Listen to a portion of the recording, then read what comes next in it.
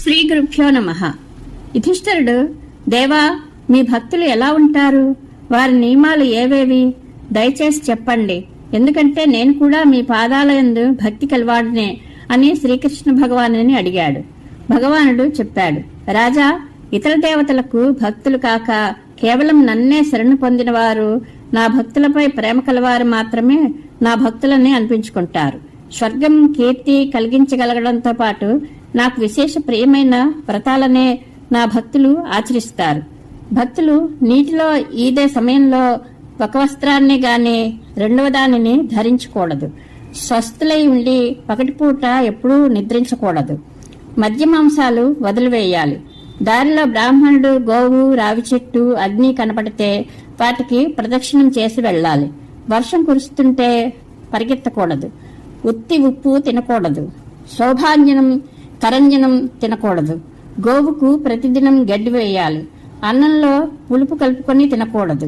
ఇతరుల ఇళ్ల నుండి తీసుకొచ్చిన వంటకం, పాసిపోయిన అన్నం, భగవంతునికి నైవేద్యం పెట్టని పదార్థాన్ని కూడా ప్రయత్నపూర్వకంగా త్యజించాలి. తాండ్ర, కానుగు చెట్ల నీడకు దూరంగా ఉండాలి. బాధలలో కూడా బ్రాహ్మణులను, దేవతలను నిందించకూడదు.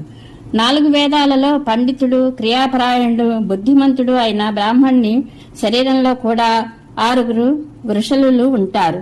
క్షత్రియుల శరీరంలో 7, వైశ్యుల దేహంలో 8 మంది, శూద్రునిలో 21 మంది వృషలులు ఉంటారని అంటారు.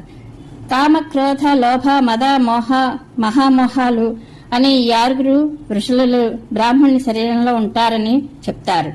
గర్వం, స్తంభం, జడత్వం, అహంకారం, ఈర్ష్య, ద్రోహం, పారుష్యం, కఠోరంగా మాట్లాడడం, క్రూరత్వం ఈ 7 క్షత్రియుని శరీరంలో ఉండే వృషలులు. తీక్ష్ణత, కపటత్వం, మాయా, శఠత్వం, దంభం, సరళత్వం లేకపోవడం, కొండేలు చెప్పడం, అసత్య భాషణం ఈ 8 వైశ్యుని శరీరంలోని వృషలులు.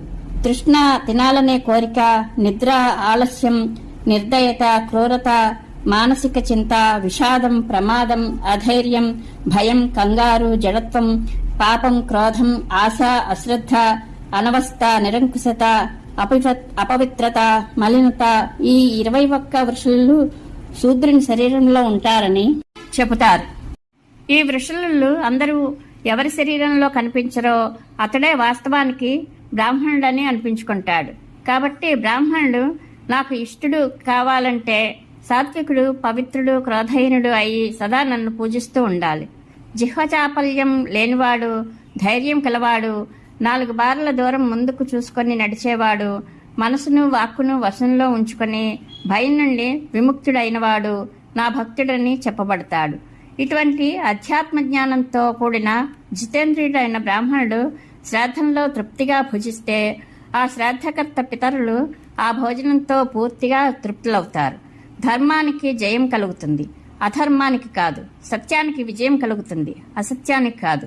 క్షమ జయిస్తుంది, క్రోధం కాదు. కాబట్టి బ్రాహ్మణుడు క్షమాశీలుడు కావాలి అని శ్రీకృష్ణ భగవానుడు ధర్మరాజుకు చెప్పాడు.